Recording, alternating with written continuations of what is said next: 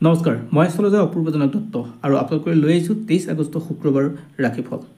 বন্ধুসকল, ৰাশিফলৰ মূল ভিডিঅ'লৈ যোৱাৰ আগত আপোনালোকক জনাওঁ যে পঞ্চাংগ অনুসৰি আজিৰ দিনটো কিছু তথ্য। আজি হ'ল 23 আগষ্ট 2024 শুক্ৰবাৰ। অসমীয়া লেখেৰে আজি 1431 ভাস্কৰাব্দৰ 6 ভাদ। আজি সূৰ্যোদয় পুৱা 4:58 আৰু সূৰ্যাস্ত সন্ধিয়া 5:50। আজি তিথি হ'ল কৃষ্ণা চতুৰ্থী তিথি।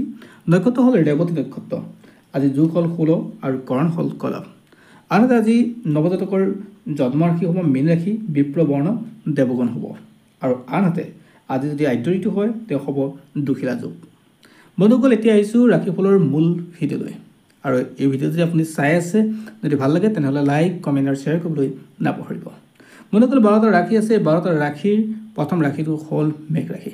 যদি আপোনাৰ মেঘ ৰাশি হয় তেনেহ'লে আজি দিনটো আপোনাৰ কাৰণে পজিটিভ দিন। আজি আপোনাৰ কাৰণে ভাল দিন। যি কাম কৰে তাৰ ভাল ৰিজাল্ট পোৱাৰ সম্ভাৱনা আছে। আজি আপোনাৰ যিকোনো কামত আজি পজিটিভ অনুভৱ হ'ব আৰু স্বাস্থ্য, শিক্ষা বা আৰ্থিক সকলো দিশতে আপুনি লাভান্বিত হ'ব। অৰ্থাৎ আজি আপোনাৰ কাৰণে পজিটিভ। যদি আপোনাৰ বৃষ ৰাশি হয় তেনেহ'লে আপোনাৰ ক্ষেত্ৰত কিছু সমস্যা হ'ব, কষ্ট হ'ব। বিশেষকৈ আপোনাৰ আৰ্থিকভাৱে আপোনাৰ লোকচান হ'ব আৰু সম্পদ হেৰুৱাৰ এটা সমস্যা থাকিব, অৰ্থাৎ ভয় থাকিব। অৰ্থাৎ যাৰ জৰিয়তে আপুনি মাটি কিনা বেচা কৰোঁতে বা প্ৰপাৰ্টি কিনা বেচা কৰোঁতে অলপ সাৱধান হ'ব, য'ত আপোনাৰ লোকচান নহয়। অন্যথা আজি যদি কিনা বেচা কৰে তথাপিতো লোকচান হোৱাৰ সম্ভাৱনা থাকে। গতিকে এইখিনি ক্ষেত্ৰত আপুনি অলপ সাৱধান হোৱাটো দৰকাৰ। আপোনাৰ সন্তানৰ পৰা আজি বৰ এটা বিশেষ আশা নকৰিব। তেওঁলোকৰ কষ্ট আজি বিশেষ বেছি হ'ব। সেয়েহে আপুনি তেওঁলোকক গাইড দিবলৈ যত্ন কৰিব। ছাত্ৰ ছাত্ৰীসকলৰ ক্ষেত্ৰতো বৰ এটা ঠিক নাথাকে আজিৰ দিনটো। আজি স্বাস্থ্যৰ ক্ষেত্ৰতো অলপ গুৰুত্ব দিব লাগিব। যদি আপোনাৰ মিথুন ৰাশি হয় তেনেহ'লে আজি দিনটো আপোনাৰ কাৰণে ভাল। পৰিয়ালৰ ক্ষেত্ৰত যথেষ্ট লাভান্বিত হ'ব। ঘৰুৱা অশান্তিবিলাক দূৰ হ'ব। সামাজিকভাৱে আপোনাৰ প্ৰতিষ্ঠা লাভ কৰাৰ যোগ থাকে। অৰ্থাৎ প্ৰেমিকাসকলৰ কাৰণে আজি দিনটো যথেষ্ট ভাল দিন। বিবাহৰ উপযোগীসকলৰ কাৰণে আজি দিনটো যথেষ্ট ভাল দিন।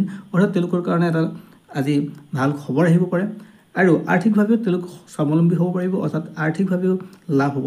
অৰ্থাৎ যিসকলৰ মিথুন ৰাশি তেওঁলোকৰ কাৰণে আজি দিনটো পজিটিভ।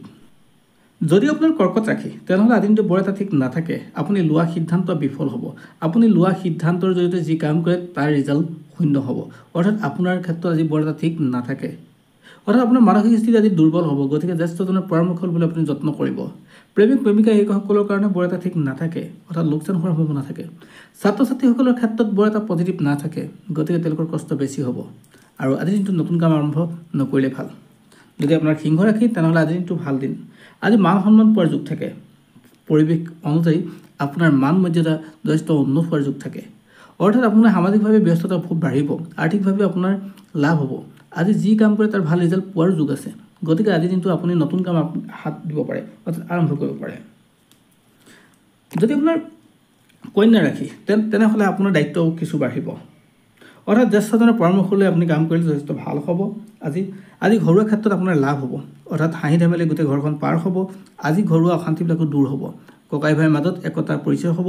আজি আপোনাৰ কাৰণে যথেষ্ট ভাল দিন, কিন্তু দায়িত্ব বাঢ়িব।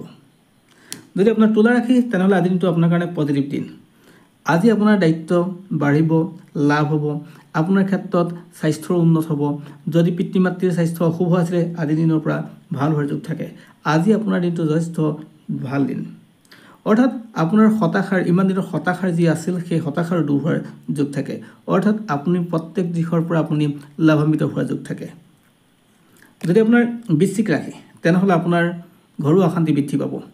আপোনাৰ বন্ধুবৰ্গৰ মাজত আপোনাৰ সমস্যাৰ সৃষ্টি হ'ব। অৰ্থাৎ কাজিয়া পেচালৰ হোৱাৰ যোগ থাকে। আজি আপুনি লোৱা সিদ্ধান্ত বোলে ভুল প্ৰমাণিত হ'ব। আজি আপুনি জ্যেষ্ঠজনৰ পৰামৰ্শ ল'ব। আৰ্থিক দিশটো বৰ এটা ঠিক নাথাকে। ব্যৱসায়িক বাণিজ্যত লোকচান হ'ব। ছাত্ৰ ছাত্ৰীসকলৰ কাৰণে বৰ এটা পজিটিভ দেখা নাপালোঁ আজি। যদি আপোনাৰ ধনু ৰাশি তেনেহ'লে মান মৰ্যাদা সকলো ফালে আপোনাৰ বৃদ্ধি পাব। আপোনাৰ লাভ হ'ব। ব্যৱসায় বাণিজ্য যি কৰি আছে তাৰ দুপে উন্নতি হোৱাৰ যোগ থাকে। আজি আপোনাৰ ঘৰুৱা সমস্যাবিলাকো দূৰ হ'ব। অৰ্থাৎ প্ৰপাৰ্টিৰ যোগ আছে। অৰ্থাৎ প্ৰপাৰ্টি ক্ৰয় কৰিব পৰাকৈ আপোনাৰ আজি ভাল দিন। আজি আপোনাৰ কাৰণে লাভ দিন। অৰ্থাৎ যাতায়াত কৰা ব্যক্তিসকলৰ ক্ষেত্ৰত কিছু কিন্তু সাৱধান হ'ব লাগিব। যদি আপোনাৰ মকৰ ৰাশি তেনেহ'লে আজি দিনটো আপোনাৰ কাৰণে ভাল। ন্যায়ৰ লগত জড়িত ব্যক্তিসকলৰ কাৰণে ভাল। শিক্ষকৰ লগত জড়িত ব্যক্তিসকলৰ কাৰণে আজি দিনটো ভাল। আজি আপোনাৰ ক্ষেত্ৰত লাভ হ'ব। শৰীৰৰ কিছু যত্ন ল'ব লাগে। অন্যথা হেল্থৰ ক্ষেত্ৰত কিছু অলপ আপোনাৰ সমস্যা আহিব পাৰে। পিতৃ মাতৃৰ স্বাস্থ্য কিন্তু উন্নত হ'ব আজিৰ দিনটোত। কৰ্মস্থানৰ পৰিৱৰ্তনৰ যোগ থাকে। আজি আপোনাৰ ক্ষেত্ৰত আপুনি লোৱা সিদ্ধান্তবিলাকৰ ফলৱতী হ'ব পাৰে। আৰু আপোনাৰ যদি কুম্ভ ৰাশি, তেনেহ'লে আজিৰ দিনটো বৰ এটা ঠিক নাথাকে। আপুনি নিজৰ অস্থিৰতাত আপোনাৰ লোৱা সিদ্ধান্তবিলাক আপোনাক ভুল প্ৰমাণিত হ'ব। ঘৰৰ কথা আপুনি শুনিবলৈ যত্ন কৰিব। আপুনি ঘৰুৱা সমস্যাবিলাক অলপ গুৰুত্ব দিব, অন্যথা আপোনাৰ ঘৰখন নৰক হোৱাৰ যোগ থাকে। আজি লোৱা আপোনাৰ সিদ্ধান্তই আপোনাক বিপদত পেলাব পাৰে। সেয়েহে আপুনি জ্যেষ্ঠজনৰ পৰামৰ্শ ল'ব। আৰ্থিক স্থিতিটো বৰ এটা ভাল দেখা নাথাকে। অৰ্থাৎ আজি আপোনাৰ গাড়ী মটৰত যাতায়াত কৰোঁতে অলপ সাৱধান হ'ব লাগিব।